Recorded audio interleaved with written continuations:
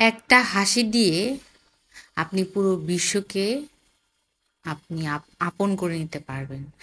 একটা হাসির মাধ্যমে আপনার আপনজন আপনাকে ভালোবাসতে বাধ্য হবে। হ্যাঁ, মানুষ যে ব্যবহার করে সেই ব্যবহারের ধারা আপনি কি চাচ্ছেন? আপনি না চাইতেই আপনি সবকিছু পেয়ে যাবেন। ধরুন আপনার সাথে যে মানুষ ব্যবহার করবে বা আপনি যার সাথে ব্যবহার করবেন, যে ব্যবহার করবেন আপনি ঠিক ওইটাই ডিজার্ভ ওইটাই পাবেন।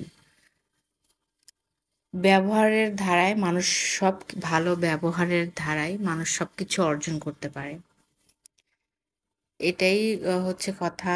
আর এই যে দেখতে পাচ্ছেন ঘুরতে বের হয়েছি রিক্সা করে, ঘুরতে তো খুবই মজা লাগে আমার। আজকে ওয়েদারটা ভীষণ ভালোই ছিল।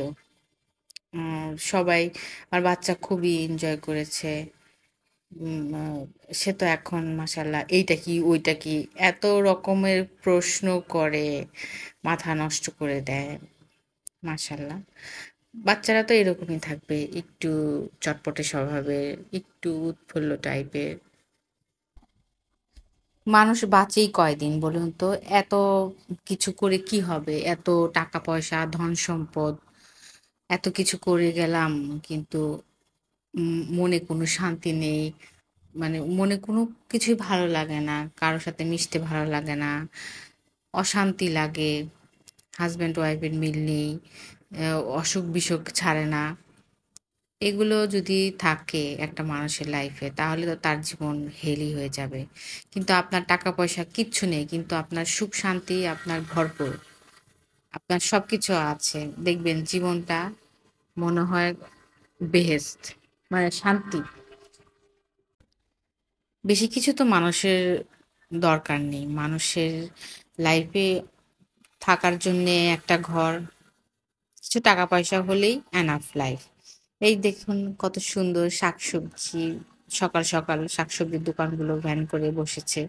এখন তো ফ্রেশ সবজি পাওয়া যাবে, কারণ সামনে শীতকাল আসছে। তো এখন থেকেই সুন্দর সুন্দর সবজিগুলো সবাই, আমরা সবাই পাবো। এই যে কত সুন্দর সুন্দর। আর এই ঢাকা শহরে একটা জায়গায় এখন পাবেন না খালি জায়গা, সব কনস্ট্রাকশনে কাজ করছে। তাই বলছিলাম যে আসলে ঢাকা শহরটা সুন্দর, কিন্তু এখানে মানে 1 ইঞ্চিও জায়গা পাওয়া যাবে না। খোলামেলা পরিবেশ তো দূরের কথা। তারপরে আপনি এক বিল্ডিং এ আছেন, দেখবেন এক এক অঞ্চল, এক এক জায়গায় থেকে এক এক মানুষ আসছে, হয়তো কারোর সাথে কারো কোনো পরিচয় নেই। দিনের পর দিন থাকছেন, কে কেমন আছে সেটাও বলতে পারেন না। কিন্তু গ্রামের এই দিকটা কিন্তু খুব সুন্দর। বাচ্চাদের এক এক বয়সে এক এক সিমটম দেখা দেয়। যেমন এই আমার বাচ্চা এই স্টেজে মুখে হাত দিবে, তারপরে আপনার মাটি দিয়ে খেলাধুলা করবে, গাছের পাতা ছিঁড়বে, যা কিছু পাবে সেটাই মুখে দিয়ে টেস্ট করবে। এতে করে কি হয়, বাচ্চাদের বিভিন্ন রোগে আক্রান্ত হচ্ছে। ডক্টরের কাছে গেলাম যে বাচ্চাদের মুখে সব হাত দিতে দিবেন না, কিন্তু কে কার কথা শুনে? বাচ্চাদের তো বুঝেনি, একবার জিদ ধরলে সেটা তারা করেই ছাড়বে। আমার কথা শোনার কোনো টাইম নেই তার কাছে। আমি বলতেছি যে এটা ধরে না, ধরে না, বলার সাথে সাথে সে মুখে দিয়ে দিবে। মানে যাদের বাচ্চা আছে তারা একটু সাবধানে থাকবেন, কারণ বাচ্চাদের কৃমি সমস্যা হয় এখন। অনেক কৃমি, কৃমি হলে বাচ্চাদের খিদে মানে খাওয়ার এটা স্বভাবটা চলে যায়, মানে খেতে চায় না, বারে বারে থুতু ফেলবে। মানে স্বাস্থ্যের কিন্তু অনেক ক্ষতি হয়ে যাবে। তাই দেরি না করে অবশ্যই ডাক্তারের কাছে যাবেন, তাদের পরামর্শ অনুযায়ী মেডিসিন খাওয়াবেন। এই হুটহাট করে আপনি দোকান থেকে মেডিসিন খাওয়াবেন না, এতে করে আরো মানে ক্ষতির সম্মুখীন হওয়ার সম্ভাবনাটাই বেশি। যে কি সুন্দর, মানে রাস্তাটা এত ফ্রি ছিল সকালবেলা, কি শান্তি লাগে এরকম। উম, ঘুরতে কার না ভালো লাগে? আমার তো মানে আমার লাইফে কিছু চাই না, এরকম ঘুরতে পারলে আমি অনেক হ্যাপি আলহামদুলিল্লাহ।